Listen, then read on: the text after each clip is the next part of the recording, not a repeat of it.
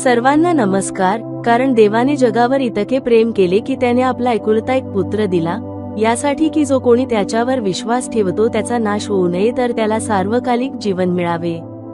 कारण देवाने आपल्या पुत्राला जगाचा न्याय करण्यासाठी जगात पाठवले नाही, तर त्याच्याद्वारे जगाचे तारण व्हावे म्हणून पाठवले.